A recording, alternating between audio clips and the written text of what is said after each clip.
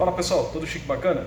Bom, hoje eu não vou mostrar em louco nenhuma estação, nenhuma locomotiva, nada, mas tem a ver a história, né? Recentemente aí apareceu um vídeo circulando na internet que aparece uma locomotiva a vapor da Noroeste do Brasil, né? Mas vamos falar um pouquinho desse vídeo aí depois da vinheta.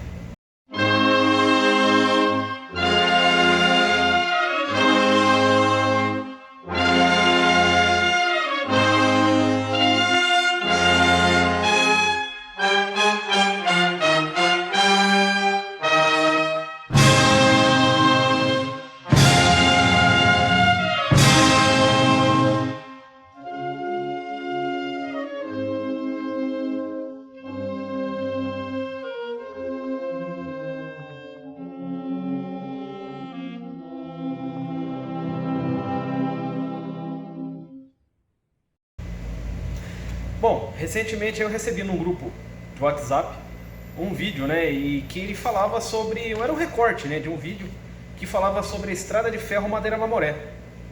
E aí, olhando as imagens assim e tal, né, a narração realmente falando sobre a Madeira Mamoré, mas a hora que mostra uma composição manobrando, né, que mostra a locomotiva, algo me chamou a atenção, né? Primeiro foi o número da locomotiva, 206, o tipo, né, da locomotiva, uma locomotiva Mogul, então você fica um pouco com o pé atrás, né? Eu não sou nenhum especialista em estrada de ferro Madeira Mamoré, mas eu sei que as locomotivas da Madeira Mamoré, elas não tinham numeração de 3 dígitos, era só de 2 dígitos, né? E era uma numeração que ia no máximo ali a casa de 20 e pouco, 25, 26, não chegava a 30.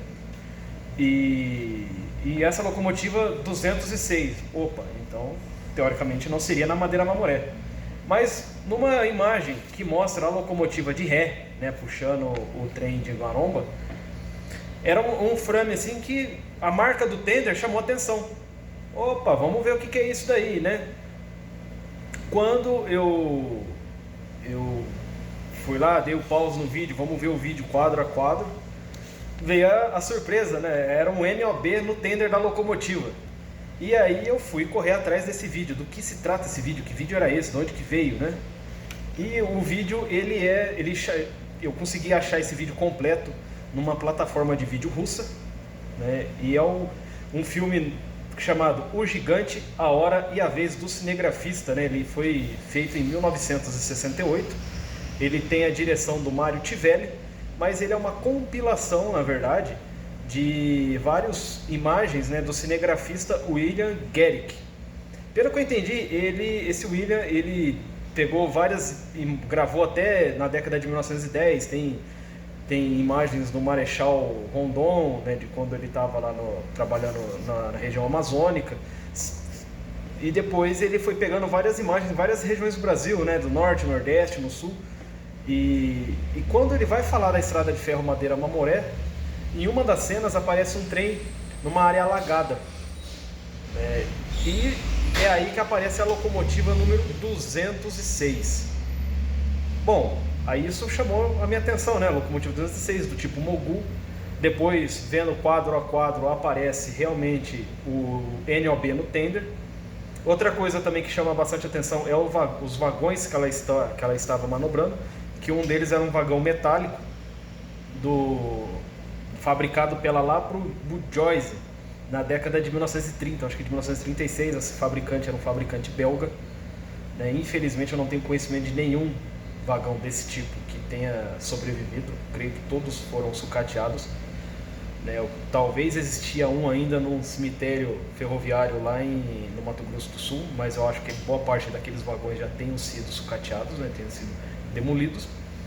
E a locomotiva, depois pesquisando, né, sobre as locomotivas da Noroeste do Brasil, eu conferi na numeração, porque na imagem você acha que é a 208, né? Tudo leva a crer que é a 208. Só que a Noroeste não teve locomotiva 208, ela teve a numeração ia até 206 dessa série, né? E é uma locomotiva Baldwin do tipo Mogul 260. Ela foi fabricada em 1910 com o número de série 35802, né? E na classificação Baldwin era 820D, 142. Na Noroeste, originalmente, ela tinha o número 30, né? A Noroeste, na época ainda da Estrada de Ferro Bauru-Itapura e Itapura-Corumbá, as locomotivas elas tinham a numeração de acordo com a chegada na empresa.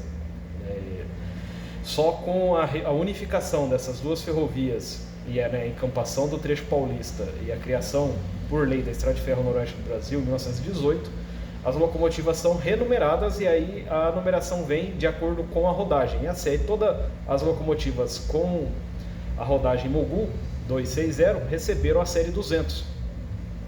E essa número 30 acabou sendo a 206. É uma locomotiva aí que na imagem ela está trabalhando numa área alagadiça, então a região do Pantanal, atualmente lá no sul Mato-Grossense, né? A região do Pantanal já começava ali para frente de Aquidauana até a região de Corumbá. Não dá para saber quando o vídeo foi gravado, a data exata, né? Se sabe que foi então a partir da década de 30 por causa do tipo de vagão que aparece, né? Essa série belga. E essa locomotiva ela foi baixada em 1956. Né? Então, posteriormente, ela pode ter sido vendida para um sucateiro e ela ter sido demolida. Ela pode ter sido demolida depois pela própria ferrovia, mas isso é uma informação que eu não posso afirmar. Né?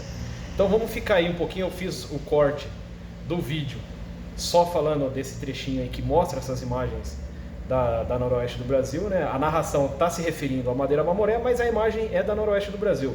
Então, pessoal, vamos assistir esse vídeo aí. Esta é a mais extensa reta ferroviária do Brasil. Tem 65 quilômetros. A Madeira Mamoré é conhecida como a Ferrovia do Diabo, não só pelas tragédias que envolvem a história de sua construção, como pelas regiões inóspitas que atravessa. Foi originalmente toda construída com material inglês. Até os dormentes vieram da Austrália. Também Rondônia, como toda a Amazônia, vive em função da maior bacia hidrográfica do mundo.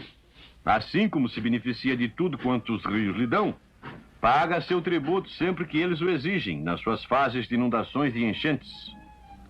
São pedaços pitorescos assim que compõem esta região gigantesca do nosso país. Uma área cuja densidade demográfica varia entre um habitante para cada 100 quilômetros quadrados até meio habitante por quilômetro quadrado. Este é o Brasil que precisa ser integrado a fim de poder acolher e assimilar massas humanas de outras partes do mundo, antes de ser tomado de assalto pela eclosão populacional e a fome de outros países e continentes. Essa integração... E aí, pessoal, gostaram de ver essas imagens muito bacanas aí da locomotiva 206 lá na região do Pantanal, sul Mato-Grossense? Bom, outra coisa interessante que aparece no vídeo também é sobre os carros, né? Os carros de madeira da Noroeste, alguns que aparecem no vídeo, ele tem o clerestório, né? Que é aquela parte mais alta do teto do carro, né? Também é conhecido por lanterninho. E muitos desses carros eles foram reformados e acabavam perdendo, né, esse clerestório, né? Eram os primeiros carros construídos pela Noroeste lá na década de 1920, né? Já nas oficinas de Bauru. Bom, pessoal, espero que vocês tenham gostado aí do vídeo.